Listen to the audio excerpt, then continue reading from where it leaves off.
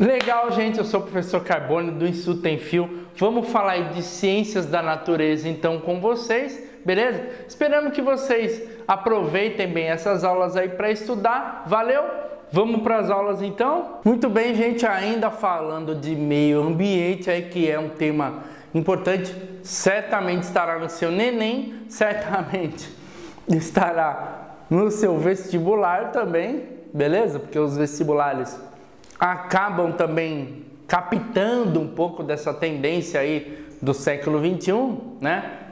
Capitaneada aí pela palavra sustentabilidade, né? Então, dentro desse tema, nós vamos comentar aí com vocês tratamento da água, inicialmente, né? Implicações aí, vamos falar um pouquinho da situação de água no mundo aí, né? Questões importantes com relação a essa fonte tão importante, né? Tão polêmica aí no caso, beleza? Tratamento da água. Primeiro, para a gente falar da parte mais química, da parte mais técnica, né? Se a gente pensar o tratamento da água em grandes cidades, né? Ele vai se dar a partir do quê? Da água em represas, no caso, por exemplo, cidades como São Paulo, né? Utiliza o sistema de represas, se a sua cidade é assim também. Ou se a sua cidade utiliza poço artesiano, né? O poço artesiano, aí ele vai acabar entrando mais nessa questão aqui da contaminação que a gente vai comentar também, né? O poço artesiano não é uma água que necessite de tratamento, né? Mas é uma água que precisa de alguns cuidados aí ao ser explorada e principalmente ao ser consumida. Muito bem. Então, tratamento de água, para a gente falar, inicialmente você tem água nas represas, que vai passar por grandes tanques aí, né? Grandes tanques de decantação. E esses tanques, você vai ter a decantação da matéria sólida, né? Bom, aí você imagina o que é essa matéria sólida. Se você imaginar em grandes cidades, né? Essas represas não são necessariamente lugares limpos, né, gente? Então, a estação de tratamento, a ETA. O que é uma ETA? Estação de tratamento de água, né? Então, a companhia aí da sua cidade, do seu estado, com certeza, a companhia de saneamento, a companhia de água, né? Tem lá as ETAs, principalmente lida com o sistema de represas. Essa água passa primeiro por tanques, onde esse material sólido é retirado por filtros, né? Filtros mais grossos e mais finos, para principalmente tirar partículas sólidas, né? Partículas sólidas aí que estão em suspensão na água, né? Aquele material também mais grosso, maior, né? Enfim, por essa etapa, a água ainda não é potável, tá?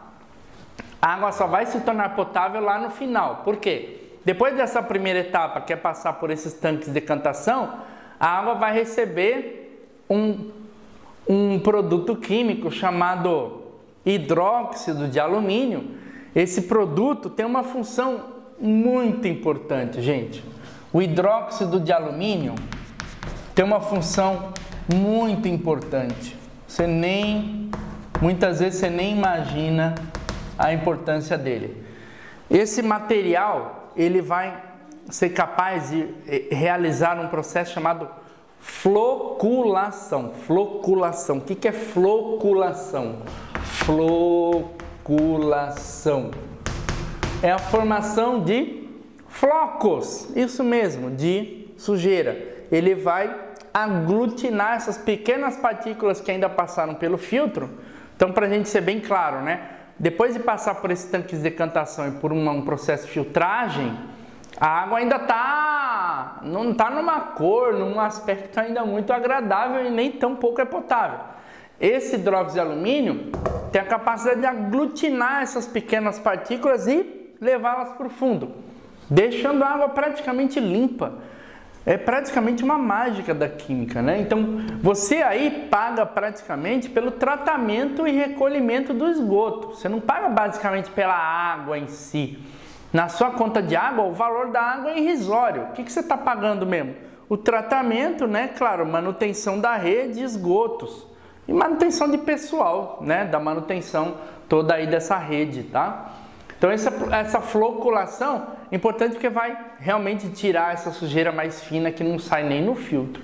Legal? E no final a água passa pelo quê? Adição de cloro e de flúor.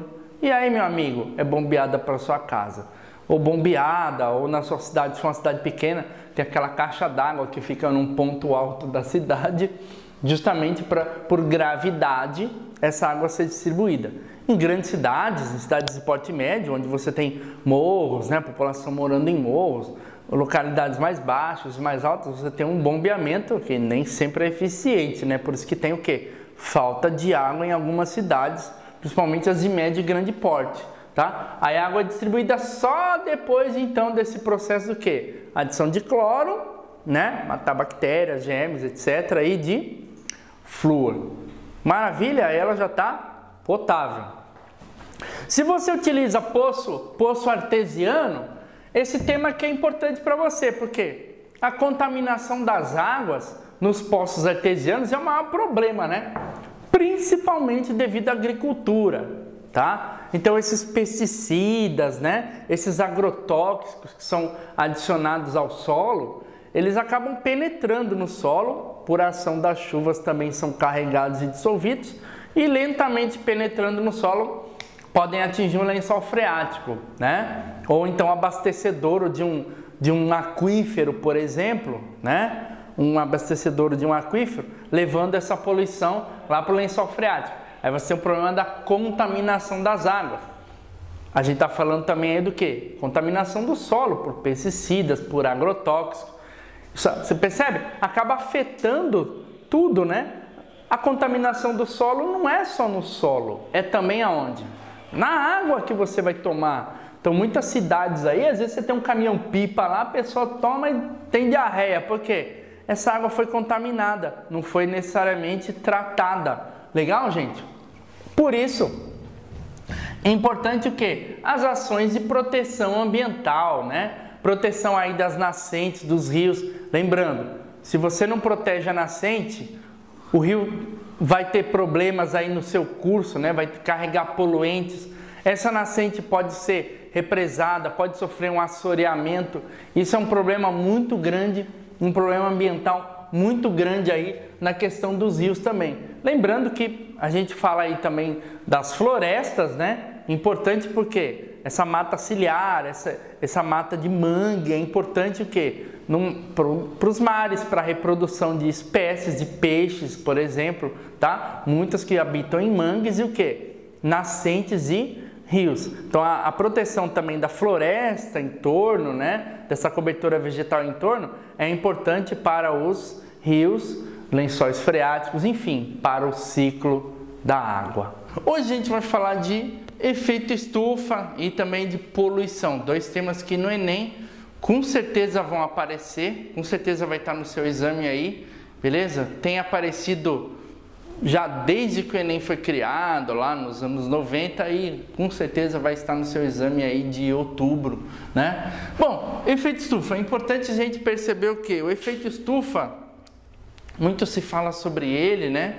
E a gente acaba pensando que ele tem causas apenas humanas, quer dizer, só o homem é que causa efeito estufa, né? Só atividade econômica, só atividade humana é que causa efeito estufa. O que muitas vezes a gente não imagina é que ele também tem causas naturais, quer dizer, existe um efeito estufa natural, a Terra é naturalmente aquecida. Por quê? Porque ela tem atmosfera. Muito bem, ela tem atmosfera. Então, o que acontece? A atmosfera atua como um cobertor, né? Você sabe que o que aquece você à noite? Não é o cobertor, né? Você vai pensar, pô, mas eu me cubro lá e eu fico quente. Na verdade, não é o cobertor que te aquece. O cobertor não tem calor. A menos que ele seja um cobertor elétrico, né? Você ligue lá e ele esquente por si só, né? Não é o seu cobertor que te esquenta, é você, né? O cobertor ele atua como um aprisionador de calor, ele vai aprisionar esse calor, não deixa esse calor do seu corpo escapar. Então o nosso corpo ele está irradiando esse calor, né? O cobertor vai ser um anteparo. né? Ele não vai deixar esse calor escapar. Tanto é que quando você remove o cobertor, você tem a sensação de que está passando frio, né? Na verdade, o que aconteceu é que o calor está se dissipando por todo o ambiente, né? E aí, claro, vai demorar muito mais para você esquentar um ambiente grande, como um quarto, o seu quarto, por exemplo, do que esquentar aquele espaço pequeno que existe entre o seu corpo e o cobertor. Então a atmosfera, ela atua como esse cobertor. O Sol manda lá os raios ultravioleta, né? Que não é uma radiação visível, então não é uma luz visível, né? Ultravioleta não é uma radiação que você vê, não é a cor do arco-íris, essa coisa toda, a luz do Sol, a luz que você vê, tudo bem? Essa luz não provoca aquecimento. O que vai provocar aquecimento? Essa luz bate aqui na Terra. Então você imagina, né? Aqui na região do Equador está batendo praticamente perpendicular. Nos polos ela já está mais inclinada. Por isso que os polos são mais frios, né? Isso é uma das razões dos polos serem mais frios. A radiação bate de uma forma inclinada e aí você tem um aquecimento menor. O que acontece? A Terra vai sofrer aquecimento, a própria Terra, né? A parte física mesmo, a Terra, que eu falo até com T minúsculo, né? As águas também vão sofrer aquecimento. E elas vão devolver, né? Tanto a Terra como a água, devolver essa radiação na forma de infravermelho. Esse infravermelho, gente, uma boa parte dele escapa da atmosfera, tá? Uma boa parte dele escapa da atmosfera. Então tem uma partezinha que vai acabar indo para o espaço e se dissipar. Só que a atmosfera tem alguns gases, isso na atmosfera, mesmo na pré-revolução industrial, mesmo antes da gente começar com essa questão de poluição, de queimar combustíveis, etc., né? Mesmo assim, há 1000 anos atrás, né? 2000 anos atrás, né? Quando a gente se virava com lenha, né? Então você já tinha atmosfera, e essa atmosfera que aquece a Terra, faz o papel de cobertor. Por quê? Parte desses raios não passam pela atmosfera, vão acabar esquentando a própria atmosfera.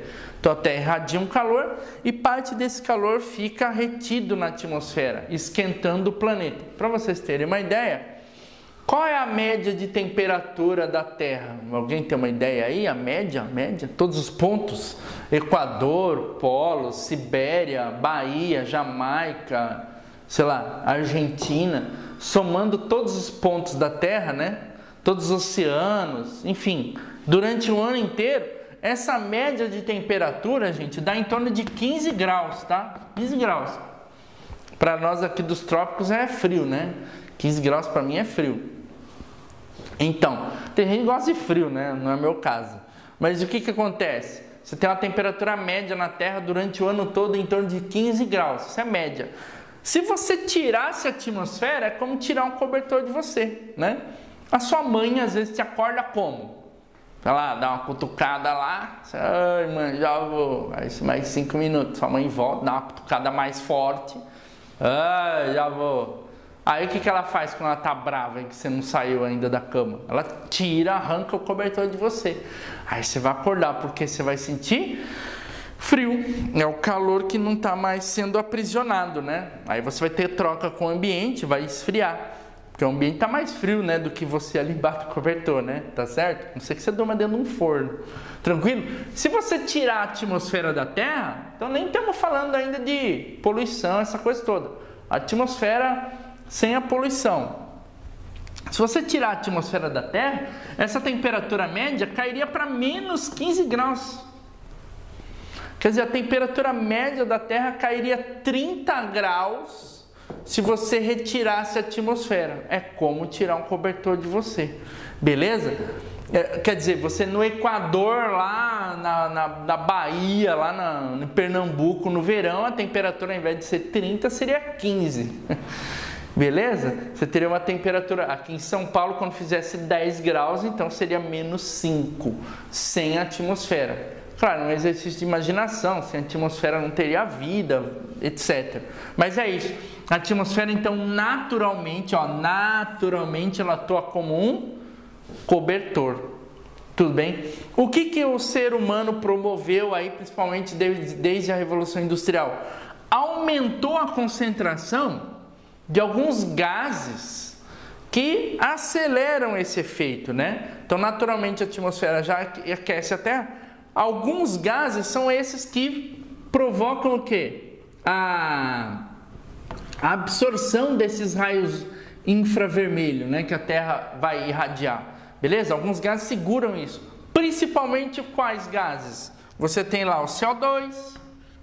Acho que você já ouviu falar, a gente até falou na aula de óxidos, né? CO2 é o gás carbônico, dióxido de carbono. Você tem o quê? Óxidos de enxofre, como o SO2. Por incrível que pareça, a água, né? Então, a água naturalmente tem na atmosfera vapor d'água, né?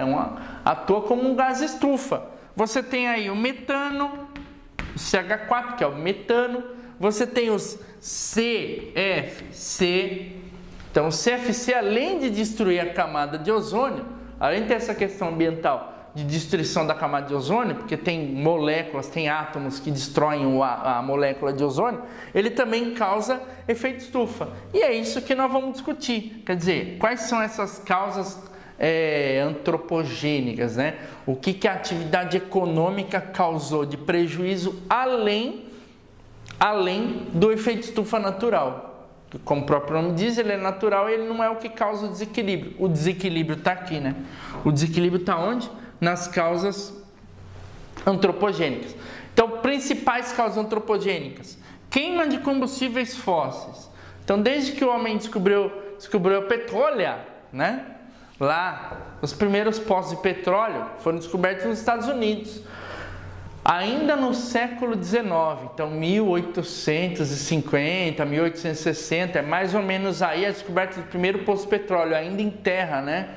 Essa coisa de petróleo no mar é uma coisa mais recente, tá? Então, os primeiros poços foram descobertos em terra, isso no Brasil também, aquela coisa do Monteiro Lobato, né? Toda aquela história lá.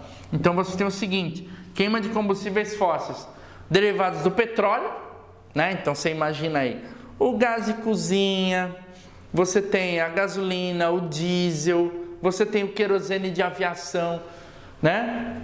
Você tem toda uma gama de combustíveis usados na indústria, o óleo combustível também, que são derivados de petróleo. Carvão, né? Então aqui a gente inclui também o carvão. Então, principalmente derivados de petróleo e carvão. Eles têm muito carbono, tá? Devido à sua formação, né? O petróleo e o carvão formado pela deposição de vegetais, restos animais e vegetais, né? Você tem um grande teor aí de carbono. Esse carbono, depois virando combustível, vai passar a CO2 quando ele é queimado, né? Você queima lá o combustível, produz muito CO2. No petróleo você também tem o que? Impurezas de enxofre. Então você vai ter também o SO2, outro gás estufa. Repare uma coisa: número ímpar de átomos, né? Isso ajuda a gente a guardar. Número ímpar de átomos: 2 átomos de oxigênio e 1 de carbono, total 3 átomos. 2 átomos de oxigênio e 1 de enxofre, total 3 átomos. Número ímpar de átomos, gente, gás estufa. Olha só, o vapor d'água também que você tem na atmosfera. O metano, né? O metano é produzido aonde? Atividade agrícola, tá? Você vai revolver o solo, a atividade agrícola precisa mexer o solo, né? Passou o arado lá no solo, você vai ter esses gases que estão sendo produzidos lá na decomposição da matéria orgânica. O solo, a gente pensa que ele é morto, mas tem muito mais vida no solo, às vezes, do que por cima dele, tá, gente? Você tem muitos micro-organismos, muitas bactérias, tá? E essas bactérias, nesses processos de decomposição, você tem a produção do metano. E quando você revolve o solo, você mexe o solo, uma obra na cidade, né? Ou passou um arado lá na agricultura para mudar de cultura, para fazer um plantio, você tem a produção do metano, a decomposição da matéria orgânica, devido também ao quê? As queimadas, né? O desmatamento. Você tem a decomposição da matéria orgânica que vai produzir esse metano. Veja, também Número ímpar de átomos, ó, 4 hidrogênios e 1 carbono, total 5 átomos, 5 átomos. Gás estufa também. E você também tem o que? O metano, produzido também na atividade agrícola, na atividade da pecuária, gente. Na atividade da pecuária já é até meio folclórico, né? Já tem até uma questão assim, é o peido das vaquinhas, né? O pessoal fala assim, né? Tá? Então, alguns animais, bois, vacas, eles são ruminantes. Então, esse alimento, no processo de digestão desse alimento, né? Você sabe que eles comem o quê? Frutas e mato, basicamente, né? Nesse processo digestório, você tem a produção do metano. Então, a atividade também da pecuária também oferece o quê? Um aumento do efeito estufa. Mas aí já o quê? Causas econômicas, né? Então, a produção desse metano também vai piorar isso. Se você imaginar que o Brasil tem o maior rebanho bovino do mundo, comercial, né? O maior rebanho bovino comercial é do Brasil. A Índia tem o maior rebanho, mas lá tem uma questão religiosa, sagrada, tal, né? Então você não utiliza o gado para corte. Aqui, como o gado é de corte, está sempre se renovando, né? Por exemplo, no Brasil você tem mais cabeças de gado do que gente. Então está sempre renovando, então a produção de metano é muito grande. No Brasil você tem também a questão das queimadas, né? Beleza? O Brasil é um dos campeões mundiais de queimadas. Por quê? É um dos poucos também que tem grandes quantidades de floresta ainda não intocadas, mas ainda grandes quantidades mesmo com desmatamento aí. A Amazônia, você tem ainda 85% da Amazônia ainda de pé. Então as queimadas ainda são um fator importante no Brasil, principalmente. Até mais importante do que a emissão por veículos, né? As últimas estatísticas aí mostram que a emissão de gás estufa pelas queimadas, no caso do Brasil, é maior do que por veículos, por exemplo. Então a contribuição que o Brasil dá para o efeito estufa global é principalmente devido às queimadas. Você tem aí, ano a ano, áreas de queimadas superiores à cidade de São Paulo, com picos aí de 10 vezes a área da cidade de São Paulo, lá nos anos 90. Tem reduzido porque a fiscalização tem aumentado, né? Você tem aí um mecanismo que tem diminuído essa quantidade de gás estufa gerado pelas queimadas. Beleza? Então é importante isso, gente. Combustíveis fósseis, queimadas, principalmente no caso do Brasil e no caso aí também do mundo inteiro, né? A atividade agrícola lançando metano. E os CFCs também atuam no efeito estufa, além de atuar na destruição da camada de ozônio. A contribuição deles é que também são moléculas, veja, com 5 átomos. Você pegar um CFC importante, que é o difluor de clorometano, também tem 5 átomos, olha lá, ó. Você tem lá 2 cloros, 2 fluoro e 1 carbono. Então você tem 5 átomos, olha só a coincidência. E não é coincidência, existe uma explicação até física para isso também, tá? Essa quantidade de átomos ímpar facilita você ter o quê? A absorção desse infravermelho, lembra que é tudo absorção do infravermelho, provoca agitação da molécula. Essa agitação da molécula é sentida para nós como? Calor. Então quando você sente calor é o quê? Os gases estão se chocando contra o seu corpo a uma velocidade maior, né? É diferente de falar vento, tá? Vento é uma coisa mais ordenada. Esse choque é a energia que a molécula tem. E quando você aumenta essa energia devido à exposição ao infravermelho, você aumenta a temperatura. Daí que vem o aquecimento global. E olha que a gente está falando de décimos de grau, né? A gente está falando de pouca coisa. E aí você pode ter todos aqueles problemas. Elevação do nível das águas. Esse é até fácil de imaginar. Quando você esquenta a água, por exemplo, se você puser a quantidade de água em cima, ali na boca, ali na hora que ferver, o que vai acontecer? Vai derramar, não vai? Por quê? Porque a água, ela dilata, ela aumenta de volume, ela expande quando aquecida, né, gente? Então, por isso você tem essa questão da elevação dos oceanos. Aquecer o oceano também tem uma outra questão importante. No oceano você tem CO2 dissolvido. A gente já até citou isso. O CO2 ele pode reagir com a água, produzindo um ácido carbônico. Nos oceanos, quando você tem um aquecimento, esse CO2 vai embora, como num refrigerante. Se o refrigerante está num ambiente mais quente, o que vai acontecer? Ele vai perder o gás mais rápido. Esse gás é o CO2. Perdendo esse CO2, então o que acontece? Através dos oceanos, você tem aumento de CO2 na atmosfera, o que eleva o aquecimento global, esquentando a atmosfera, o oceano esquenta mais, esquentando mais, ele libera mais CO2, e você tem o quê? Um ciclo, né, de destruição, vamos dizer assim, de piora desse problema, que é um ciclo interminável, né? O aquecimento global provoca perda do CO2 da água para o ambiente, e se você imaginar na Terra, os oceanos ocupam aí 70% da superfície, não é, gente? Então a gente está falando de muita coisa, né? Então você piora a questão do efeito estufa também pelo próprio aquecimento das águas. E os CFCs, né, que eram usados, no caso aí, para geladeiras, ar-condicionados, hoje você tem um uso menor deles, mas o que foi lançado, principalmente até a década de 80, está aí no ar. Tá? Ele não é um gás que pode ser destruído tão rapidamente. Então você tem um efeito inercial, né? Na natureza isso é uma coisa que vale, né? Você tem uma agressão, a natureza continua dando respostas adaptativas a essa agressão por muito tempo. Então você cessou a agressão, você cessou a liberação de CFC da atmosfera já há uns 20 anos aí, mas os efeitos ainda continuarão por décadas. Então, por exemplo, a destruição da camada de ozônio, embora esteja estabilizada, você não tem uma volta aí de um ano para outro. Em um ano vai voltar, não.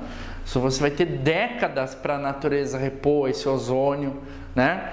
Então, a natureza ela trabalha assim, ela é lenta, mas ela é difícil de parar, né? Ela continua respondendo mesmo depois de um tempo.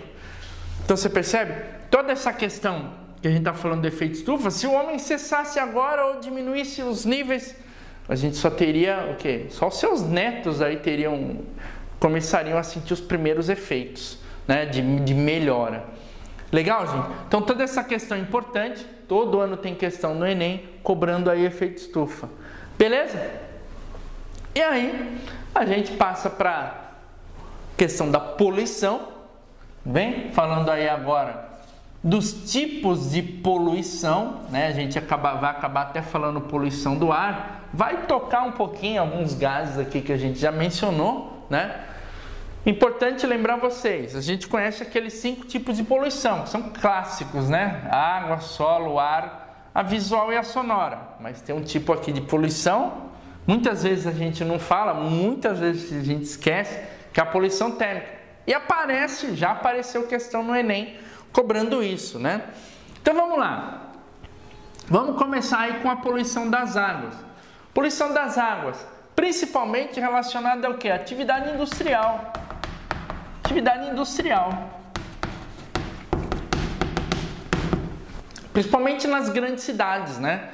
A atividade industrial tem aí uma contribuição importante, né? Embora haja fiscalização, né? Você vê aí sempre grandes derramamentos de petróleo, isso é o quê? Devido à atividade industrial, atividade econômica. Você tem também a questão do lixo doméstico, né?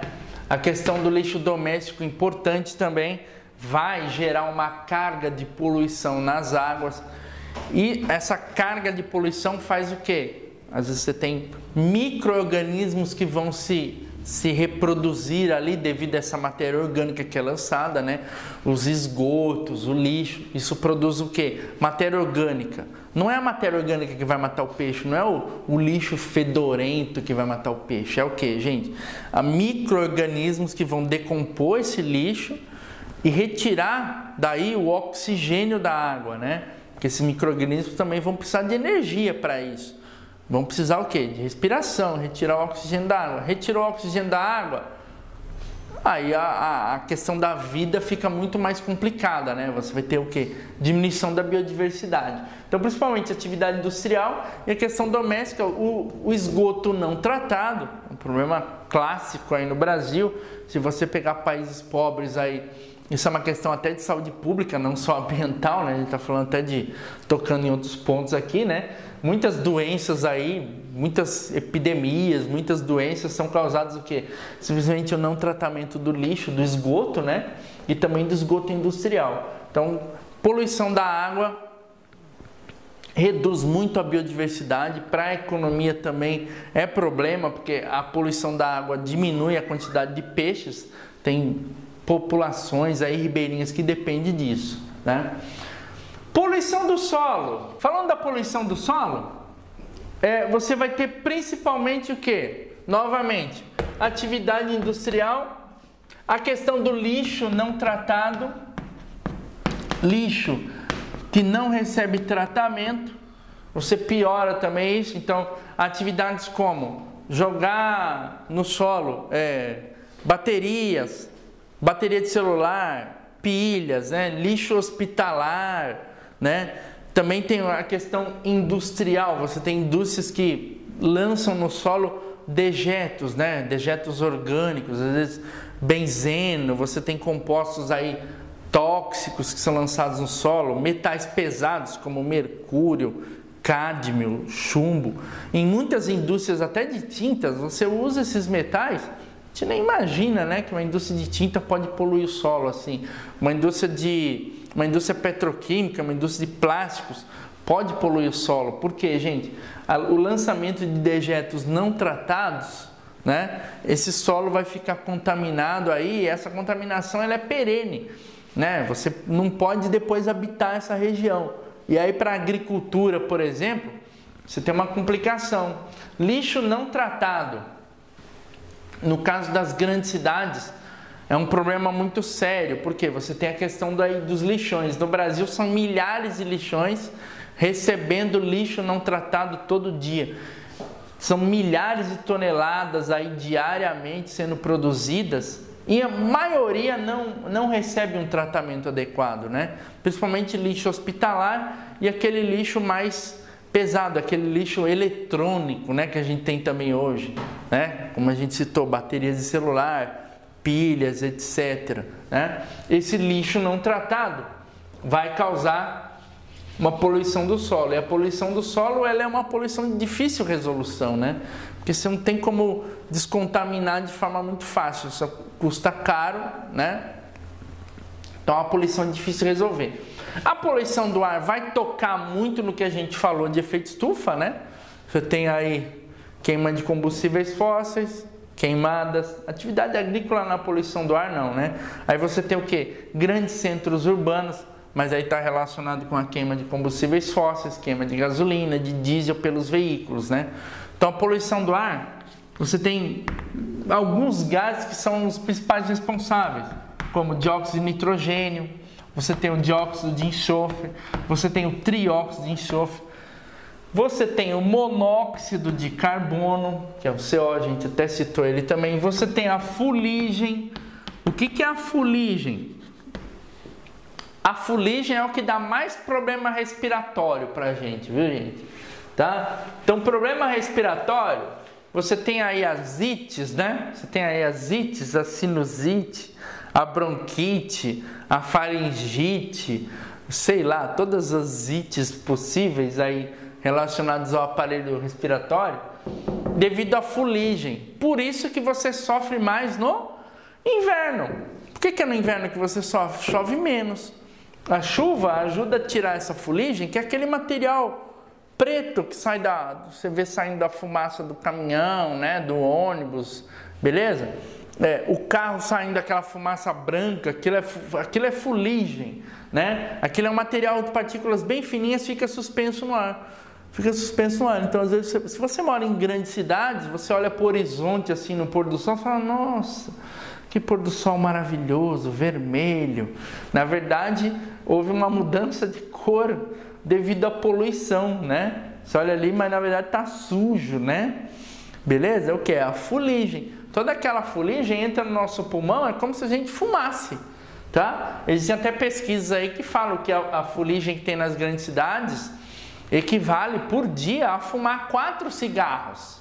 Olha, então se você mora numa grande cidade, você fuma 4 cigarros devido à fuligem. Ah, mas eu não fumo. Tudo bem, mas você está inalando aí no seu pulmão fuligem equivalente a 4 cigarros. Fora esses outros gases aqui, Alguns deles não tem cheiro, por exemplo, o CO, o monóxido de carbono, não tem cheiro, é um gás venenoso, tá? Então, complicações respiratórias, como a gente já citou, a pessoa que está internada lá com uma pneumonia, se é numa grande cidade, ela vai ter mais problema, porque a fuligem e o monóxido de carbono no pulmão dessa pessoa vão agravar o problema. E a gente sabe que IT, o que termina com IT é inflamação, né? Então, piora essa questão da inflamação. O brônquio inflama, diminui a capacidade respiratória, por isso que você fica... falta de ar, né? Porque diminui a tua capacidade respiratória. Legal, gente? Então aí você tem gases causados principalmente por atividade industrial, queima de combustíveis fósseis aí para gerar economia, então, né? Para os automóveis funcionarem. Poluição visual. Poluição visual, principalmente em grandes cidades, né? Muita placa, muito anúncio, né? Muito letreiro, muito luminoso. A poluição visual está mais relacionada a uma questão de confusão urbana, vamos dizer assim, né? Ela piora muito a questão da orientação, porque com tanta placa, com tanto estímulo visual, a gente já tem outros, né? Já tem celular, já tem tablet, já tem um monte de coisa que nos estimulam os ouvidos, a cabeça, os olhos, né? A poluição visual acaba sendo mais um. Ela acaba causando um problema de desorientação e, claro, também um problema estético, né? Beleza? Aqui em São Paulo, por exemplo, tem a lei Cidade Limpa, né? Onde tentou diminuir essa questão da poluição visual, diminuindo a quantidade de anúncios, né? De comerciais, né? Você tem a poluição sonora, essa aqui, em termos de conforto, né? Para o ser humano, mais importante. A poluição sonora é o quê? É aquele batidão que tem perto da sua casa, por exemplo. Aquele batidão funk, é o cara que ouve som alto no carro, né? No bar vai aqueles, né? O cara tem aquele cadete vermelho, né? Ele abre a tampa lá, tá lá 5.000 watts, né? Então você tem a poluição sonora. Para o ser humano aí já é uma questão mais delicada, porque você tem problemas até psicológicos, problemas de saúde, a pessoa não dorme, acorda de mau humor, isso é uma questão de saúde pública, né? O sono é importante, a gente valoriza pouco, mas o sono é muito importante, é uma questão de saúde pública importante. A pessoa fica doente se ela não dormir, né? Se você passar estudando demais também, dormindo só 4 horas por dia, 4 horas todo dia dormindo 4 horas, né? Teu organismo vai ficando com a defesa mais debilitada, né? Você vai ver que você vai ficar doente com mais frequência, tal. Então a questão da poluição sonora aumenta também o quê?